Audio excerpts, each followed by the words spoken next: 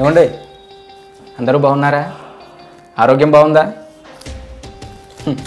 వైద్యో నారాయణో హరి అన్నారు పెద్దలు, కానీ నాకు మాత్రం వైద్యో నారాయణో సిరి.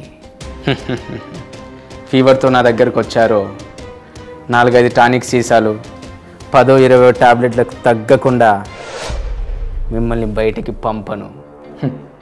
ఎందుకంటారా? మెడికల్ షాప్ వాళ్ళు మాకు కమిషన్ ఇస్తారు కదా, అది అందరికీ తెలిసిన ఓపెన్ సీక్రెటే.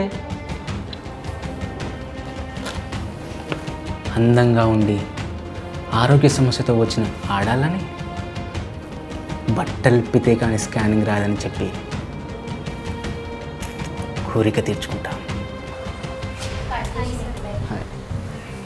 అందాలతో నన్ను తృప్తిపరిస్తేనే నర్సులకు ప్రమోషన్. పేషెంట్లని పెద్ద ఆసుపత్రికి పంపితే మీరు కట్టే బిల్లులో నాకు కూడా ఇంతో అంతో అందుతుంది.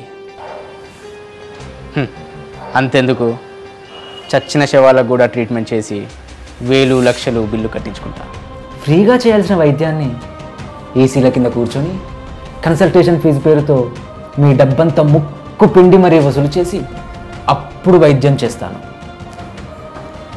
వైద్యం మీ దృష్టిలో ప్రాణాలని కాపాడేది కావచ్చు, కానీ నాకు మాత్రం డబ్బుని సంపాదించి పెట్టే ఓ వ్యాపారం.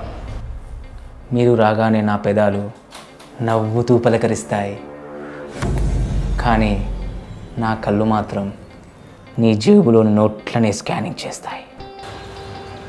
నేను మీకు ప్రాణాలు కాపాడే దేవుణ్ణి కావచ్చు, కానీ మీరు నాకు డబ్బులు రాల్చే ఏటీఎంలు.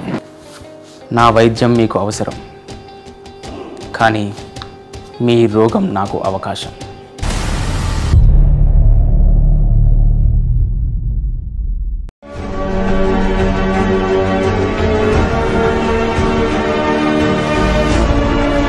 అదంతా నాలోని బయటకు కనిపించని ఓ కోణం,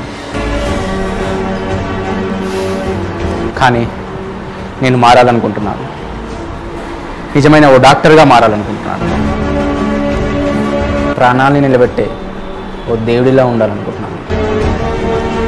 ట్రూ డాక్టర్గా, ఓ ట్రూలర్గా ఉండాలనుకుంటున్నాను. Yes, I'm a ట్రూలర్.